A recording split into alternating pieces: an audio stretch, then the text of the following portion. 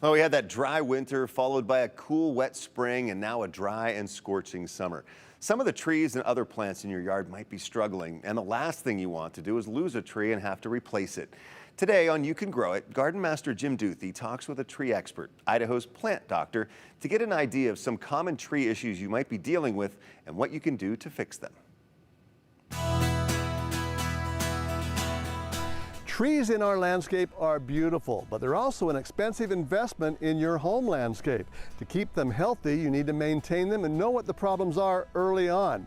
Today we'll talk to the plant doctor to find out exactly what we might be facing with a few trees this time of year. Sierra Laverty, also known as Idaho's plant doctor, showed us a couple of trees at the Idaho Botanical Garden that are suffering from some issues that might also be affecting trees in your yards at home. I'm standing here at the Botanical Garden under two Magnolia stellatas that were planted about 30 years ago. Unfortunately, both of these trees are experiencing some pretty severe iron chlorosis. Iron chlorosis occurs when the plant can't get enough iron into its leaves, which is essential for the production of chlorophyll and gives the leaves their green color.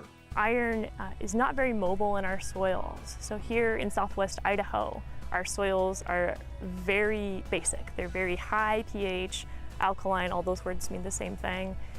Because of that, iron and a lot of other metals are very limited in how they can move in the soil. You can apply chelated iron actually to the root system in the springtime right before leaves start to develop on the tree. So you'll try to apply that to the entire root system. It's expensive, but and you're trying to cover a pretty large area because tree roots grow out as far as the tree is tall. So you have to think about that entire root system. One way to test if iron chlorosis is the problem is to spray liquid iron, but only after the weather cools down.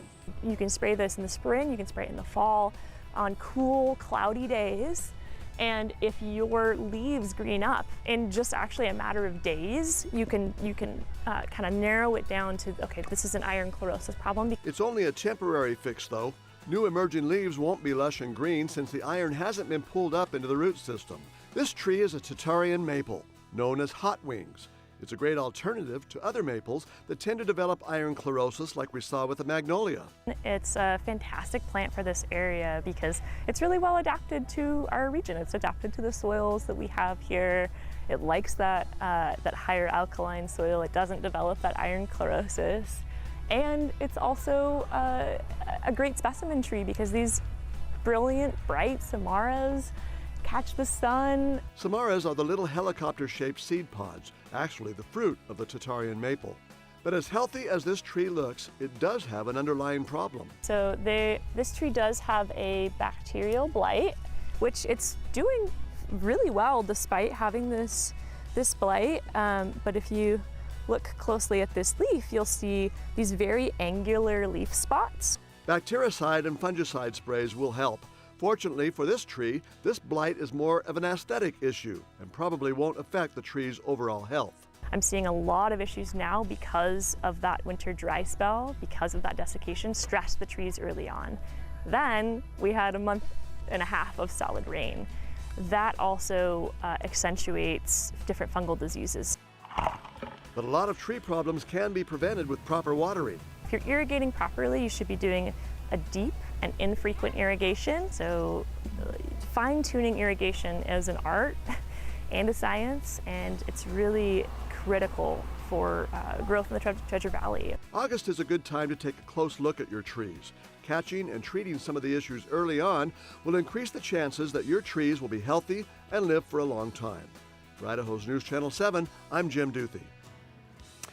Issues such as iron chlorosis usually have less impact on native tree varieties than on ornamental specimen trees that we find in our developed landscapes.